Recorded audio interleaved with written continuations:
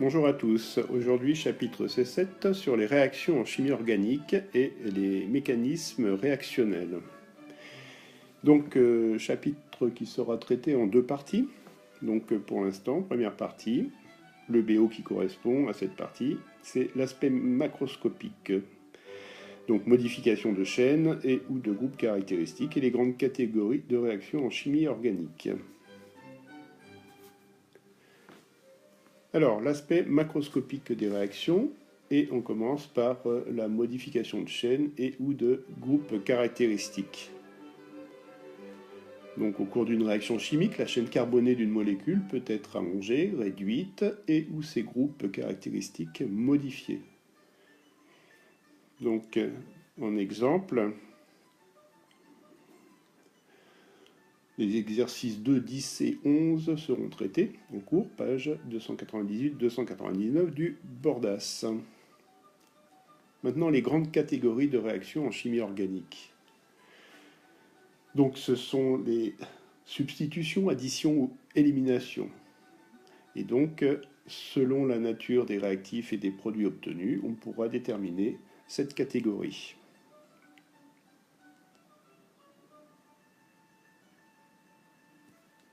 Alors, on commence par la réaction de substitution. C'est une réaction au cours de laquelle un atome ou un groupe d'atomes est remplacé par un autre atome ou un autre groupe d'atomes.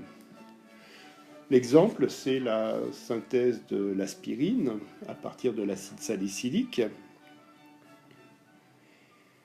Donc ici, on note un groupe OH, hydroxyle, et COOH, groupe carboxyle.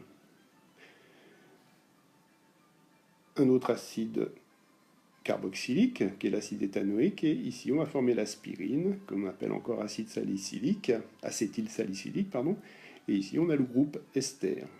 Le groupe carboxyle n'a pas été touché, ou modifié plutôt. Donc ici, un hydrogène est remplacé par le groupe acétyl, CO, CH3. Maintenant, les réactions d'addition. Donc réactions qui concernent les molécules comportant des insaturations, c'est-à-dire des doubles ou triples liaisons. Au cours d'une réaction d'addition, il y a transformation d'une liaison double en liaison simple. Exemple, sur l'éthylène. Sur cette molécule, on additionne une molécule de chlorure d'hydrogène et on obtient la molécule qui comporte une liaison simple. Pardon. Ici, sur le propène, on additionne de l'eau, donc il s'agira d'une hydratation, et on obtient alors deux alcools, dont l'un sera majoritaire. Maintenant, réaction d'élimination. C'est la réaction opposée à l'addition, donc on va former une liaison double. Et donc on élimine une molécule. C'est la réaction que l'on a effectuée en TP.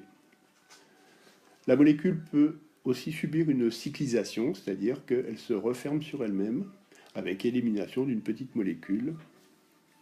Ici, deux exemples. Donc ici, on forme une double liaison et élimination d'une molécule de dihydrogène. Ici, on forme une cétone. Donc les exercices que l'on fera, 16, 17 et 28, page 300 à page 303. Je vous remercie et fin de cette première partie.